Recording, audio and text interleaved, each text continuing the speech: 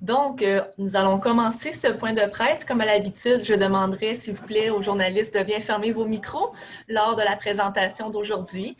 Donc, bienvenue à tous. Aujourd'hui, nous sommes le 15 octobre 2020 et ça nous fait plaisir, comme à l'habitude, de vous retrouver pour ce point de presse, pour faire entre autres le point sur la COVID-19 en Abitibi-Témiscamingue, mais aussi pour aborder d'autres messages. Donc, aujourd'hui, nos deux porte-parole habituels. Donc, pour commencer, Mme Caroline Roy, PDG du CIS de l'Abitibi-Témiscamingue, et par la suite, Dr. Omobola Sobanjo, à la direction de la santé publique. Donc, sans plus attendre, Mme Roy. Oui, donc bonjour à tous. Encore un plaisir de pouvoir échanger avec vous aujourd'hui. En fait, de mon côté, là, je veux seulement faire référence au rapport en lien avec les travailleurs qui ont été affectés dans le contexte de la première vague, travailleurs de la santé, services sociaux, suite à la sortie là, de l'Institut national de santé publique hier, pour vous donner les chiffres pour notre région, ce que ça représente et quelles sont les actions qui sont mises en place là, pour s'assurer que dans la deuxième vague, on puisse réellement assurer une protection, sécurité, effectivement, de l'ensemble de nos travailleurs au sein de notre réseau. Donc, dans le contexte de la première vague, des travailleurs de la santé, services sociaux qui ont été affectés par la COVID, c'est au nombre de 30 pour les personnes qui résident en région, donc une adresse permanente. Mais de ce nombre-là, il y en a 2 qui ne sont pas des employés là, de notre organisation. Des 30 personnes qui ont été affectées, il y en a 11 que c'est réellement dans un contexte où ils ont été mobilisés dans des zones chaudes, donc dans un contexte où c'était un milieu inconnu, évidemment. Vous le savez comme moi, là, la transmission était, ou la connaissance sur le virus était moins développée qu'elle l'est actuellement. Donc, c'est réellement dans un contexte extérieur qu'ils ont été affectés.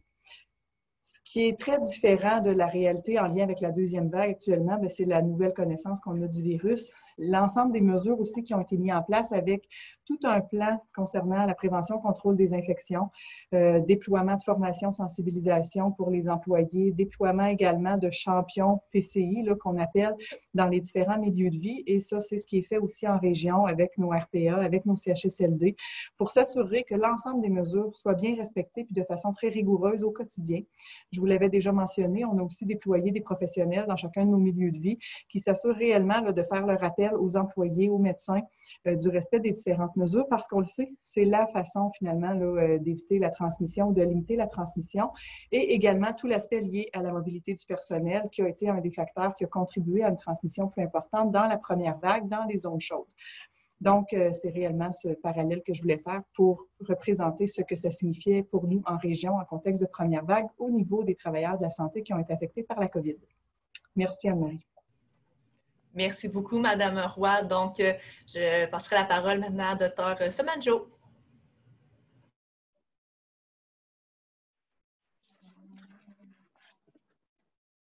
Oui, bonjour. Bonjour tout le monde. Avant de passer aux données en lien avec la COVID, j'aimerais vous parler du lancement du programme de vaccination contre l'influenza pour l'année 2020-2021. Donc, la campagne de vaccination au Québec débutera le 1er novembre prochain, mais déjà, vous pouvez prendre rendez-vous sur le site Internet de Clic Santé. Il n'y aura pas de clinique de masse sans rendez-vous cette année en raison de la pandémie. Je vous rappelle les personnes qui ont accès gratuitement et pour lesquelles le vaccin contre la grippe est recommandé. C'est pour des enfants entre l'âge de 6 mois et 17 ans ayant cette maladie chronique, des adultes ayant cette maladie chronique, les personnes âgées plus de 75 ans et les femmes enceintes au 2e et 3e trimestre de grossesse. Également, le vaccin contre la grippe est offert aux personnes qui habitent avec le groupe visé, qui peuvent avoir, c'est-à-dire les groupes que je viens de mentionner, qui sont plus susceptibles d'avoir des complications de la grippe, et les travailleurs de la santé, pour aussi avoir accès gratuitement au vaccin contre la grippe. Cette année aussi, se joignent les pharmacies. Donc, il y aura une offre plus importante chez les pharmaciens. Donc, les pharmaciens vont contribuer à aider à offrir le vaccin contre la grippe aux personnes visées. Mais on vous prie de communiquer avec votre pharmacie avant d'y s'y rendre pour s'assurer qu'ils ont une offre de vaccin de grippe avant de se présenter. Encore une fois, la raison pour laquelle on vous informe de prendre un rendez-vous, c'est parce qu'on doit éviter des rassemblements, même pour le vaccin contre la grippe. Maintenant, pour ce qui est de données en lien avec la pandémie, donc, au cours des derniers jours, on a constaté qu'on a encore de cas. Chaque jour, on a des nouveaux cas confirmés. Toutefois, on a eu un nombre moins élevé que nous avons eu à la fin de la semaine dernière. Donc, dans les dernières 24 heures, c'est 5 cas qui sont ajoutés à notre bilan de cas confirmés de la COVID pour l'Abitibi-Témiscamingue. La répartition par MRC sera disponible sur notre site web, donc vous pouvez aller les consulter. Mais je pourrais vous mentionner qu'on commence à avoir des cas à travers de la région. Donc, ce n'est pas juste dans un MRC ou deux MRC, mais on a des cas actifs à travers de la région. Également, c'est important de vous mentionner, la semaine dernière, nous avons mentionné qu'on a eu un nombre de cas, donc on avait eu 10 cas qui étaient reliés à une activité sociale privée.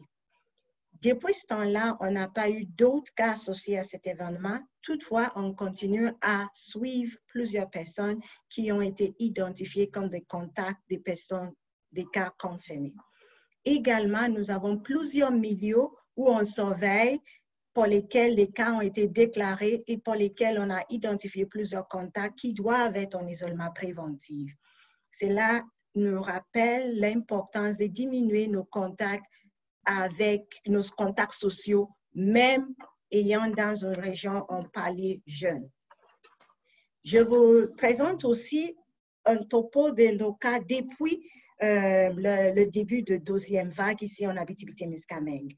Donc, les données que je vous présente aujourd'hui et ces informations vous seront transmises tout de suite après le point de presse. Donc, c'est des données entre le 15 septembre et le 14 octobre. Entre cette période, nous avons eu 51 cas confirmés en région, dont 29 de sexe féminin et 22 masculins. Donc, ça fait un peu plus, donc 57% de femmes et 43% des hommes. Également, pour ce qui est de répartition selon groupe d'âge, nous avons une bonne répartition, mais heureusement, nous n'avons pas eu des cas dans les derniers mois dans le groupe d'âge de 70 et plus. Donc, les cas que nous avons, les 51 cas, sont répartis entre 0 et 69 ans. Toutefois, le groupe d'âge pour lesquels nous avons le nombre de cas plus élevé est le groupe d'âge de 60 et 69 ans, avec 12 cas confirmés dans ce groupe d'âge dans les derniers mois, et le groupe d'âge de 50 et 59 ans, avec 10 cas confirmés dans ce groupe. Donc, vous pouvez constater que nous avons environ 43% de nos cas sont dans le groupe d'âge entre 50 et 69. Et ça, on commence à approcher à des groupes d'âge plus vulnérables qui sont des personnes âgées. Donc, ça nous informe l'importance de faire attention. Pour les autres groupes d'âge, le nombre de cas sont pas mal également répartis. Donc, 8, 7, 7, 7 pour le reste du groupe d'âge. Mais il faut quand même faire attention. Aujourd'hui, nous n'avons que 2 personnes hospitalisées à notre centre hospitalier et il n'y a personne qui est aux soins intensifs pour la COVID-19. Pour ce qui est de l'évolution de nos cas, de ces 51 cas, nous avons 35 épisodes en cours, donc c'est des cas actuellement actifs. Cela égale à 69% de nos cas sont toujours actifs, alors que 31, soit 16 des cas confirmés dans les derniers mois sont rétablis. Heureusement, nous avons enregistré aucun décès dans les derniers mois en Abitibi-Témiscamingue. Donc, ça fait le tour de topo de nos cas ici en Abitibi-Témiscamingue depuis le début de la 2e vague. On va essayer de vous donner des données plus précises concernant la 2e vague afin de faciliter le suivi et de l'évolution de la situation. Merci beaucoup. Merci beaucoup, Dr. Sobanjo, pour les détails. Madame Roy, est-ce que vous aviez des détails que vous vouliez ajouter? En fait, je souhaitais seulement compléter ce que Dr. Sobanjo vient de dire par rapport aux données disponibles. Donc, on va s'assurer effectivement que sur notre site Internet, dans les prochains jours, ce soit réellement une compilation des cas en lien avec la deuxième vague qui vous soit présentée puis qui soit disponible, ce qui va permettre de suivre l'évolution de la deuxième vague de façon distincte de la première plutôt que de cumuler l'ensemble des cas dans un tout. Donc, c'est beaucoup plus facile à ce moment-là de suivre l'évolution. C'était simplement un complément. Merci beaucoup. Donc, on est déjà rendu à la période de questions. Comme à l'habitude, je vous invite à soit ouvrir vos micros ou bien y aller tout simplement par écrit. Donc, à votre tour. Je commencerai peut-être par le sujet du jour, la fête d'Halloween. On nous a dit donc, le premier ministre cet après-midi, que ça pouvait se faire sous certaines conditions. On sait qu'il y a des villes de la région qui déjà ont pris des décisions autres. Qu'est-ce que la santé publique a à dire à ce sujet-là? Donc, merci. Nous, en région, on a déjà communiqué avec les municipalités le fait que oui, effectivement, les types des activités qui nous préoccupent le plus sont des activités comme des parties et comme le Premier ministre a bien mentionné, cela seront interdits pour l'Halloween. Toutefois, pour ce qui est le cueillette de bonbons, nous avons déjà convenu avec les municipalités le processus qu'on aura qui sera mise en place dans les municipalités de notre région, c'est-à-dire l'activité sera permise, mais il y aura un encadrement de la santé publique pour s'assurer que tout se déroulera de manière sécuritaire.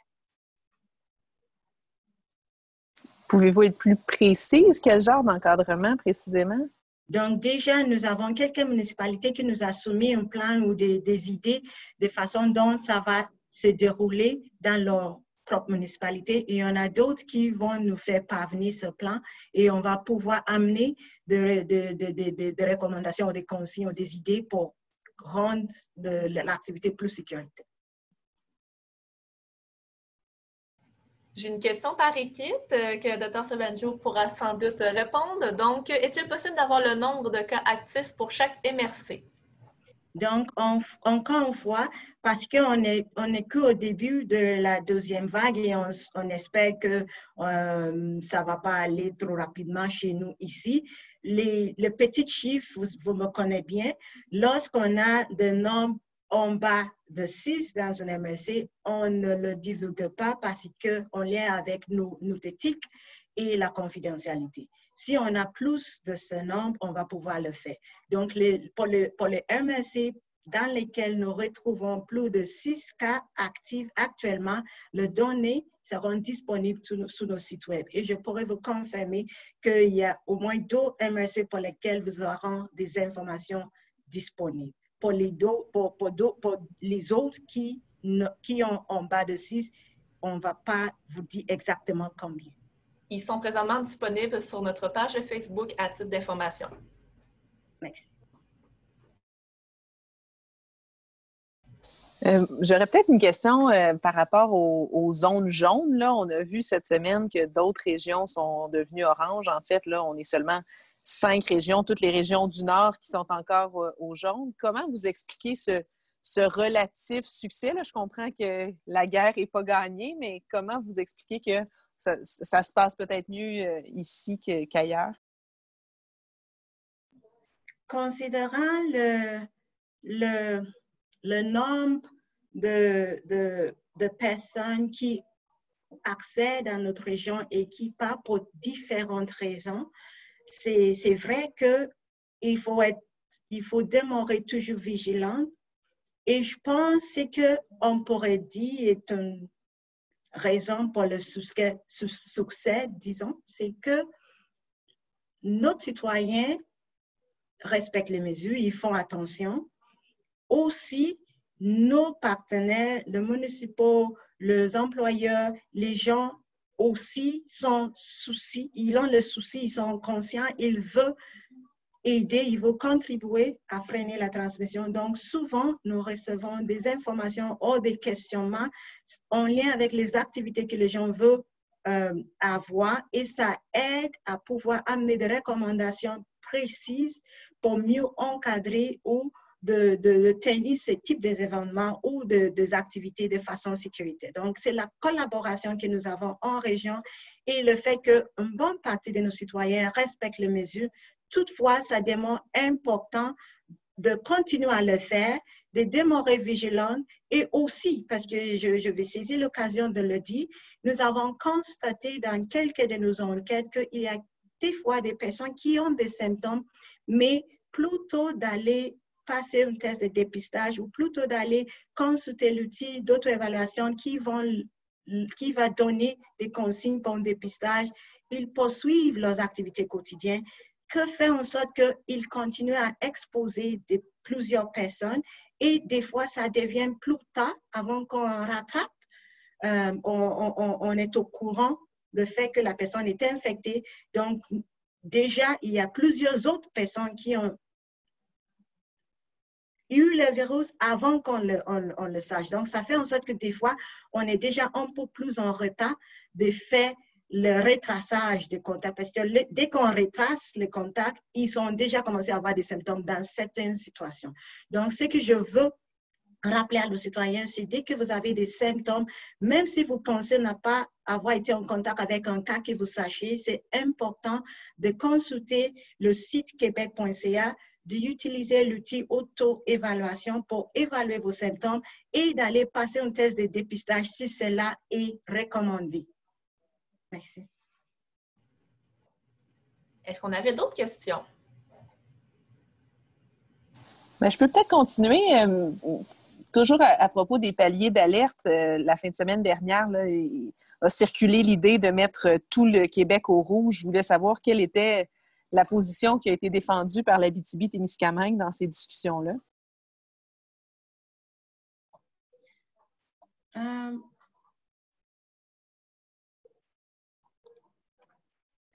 Oui, premièrement, il faut dire que c'était des informations qui ont circulé dans le média, ce n'était pas des informations officielles. Toutefois, il faut vous rappeler que nous, en Abitibi-Témiscamingue, on a toujours dit qu'on suit notre réalité régionale. On va essayer, dès qu'on constate que, et je vous avais fait mention la semaine dernière en disant que avec la cadence qu'on a constaté en raison du nombre de cas qu'on a eu pendant un certain nombre de jours, si la tendance avait été maintenue, il se peut que la situation aurait changé. Donc, nous, on voulait agir rapidement, mais c'est sûr que si on constate que les choses vont plus vite qu'on est capable d'agir, ça peut changer. Donc, nous, avec les rencontres que nous avons avec les directeurs de santé publique, notre position, lorsque la question a été posée, c'est que pour l'instant, avec ce qui se passe dans nos territoires, on est encore capable d'identifier le lien, de faire le lien entre nos cas, d'identifier l'exposition ponctuelle. On savait que oui, on a eu 10 cas associés à un événement, mais on était capable de faire le lien et on était capable de savoir où on était. Ça aurait été différent si on avait eu 10 cas tout à coup dans une journée pour lesquels il n'y avait aucun lien entre eux. Ça nous indique qu'il y a au moins 10 millions ou 10 endroits pour lesquels il y a peut-être des petites faux, 10 petites faux en même temps. Mais étant donné qu'on était capable encore de suivre la tendance, on était en mesure de transmettre ces informations à nos directeurs nationaux et cela, avec d'autres facteurs qu'on suit toujours, a permis de garder notre région telle qu'elle. Est-ce qu'il y avait d'autres questions? Mais là, je me sens quasiment mal, mais est-ce qu'il y a d'autres foyers d'éclosion qu'on surveille? Est-ce qu'il y a des endroits précis? Parce que là, je vois que les cas actifs sont principalement Rouyn-Noranda, Val-d'Or. Est-ce qu'il y a d'autres endroits à signaler? Comme vous savez, on a eu quelques cas dans des écoles. Pour l'instant, tout va bien. On n'a pas eu d'autres cas associés à ces milieux-là. Mais tant que la période d'isolement préventif n'est pas terminée, on le garde comme des endroits à surveiller. Également, nous avons eu quelques milieux de travail dans lesquels on a eu plus d'un cas. Donc, il y a des milieux de travail qu'on surveille également parce qu'on a eu plus d'un cas dans une période rapprochée qui est d'ailleurs la définition d'une éclosion. Donc, mais pour l'instant, encore une fois, ça semble contrôlé. Nous avons une question par écrit. Donc, concernant les familles d'accueil, on y voit beaucoup de publicité ces temps-ci. Y a-t-il un problème ou une demande particulière dans la région par rapport à cela?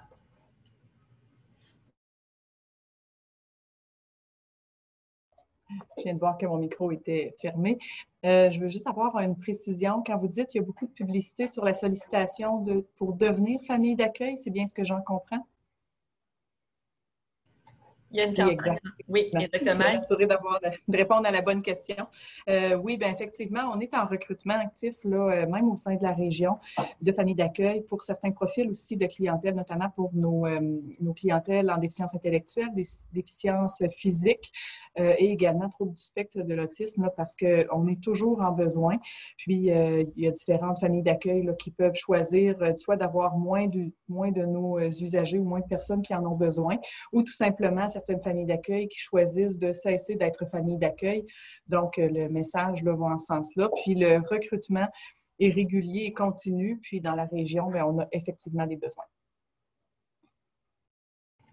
Merci beaucoup, Madame Roy. Est-ce qu'on avait des dernières questions? Je crois que ça fait le tour pour aujourd'hui. Donc, comme à l'habitude, je vous remercie de votre grande participation et on se revoit la semaine prochaine. Merci beaucoup. Merci Bonne beaucoup, journée. tout le monde.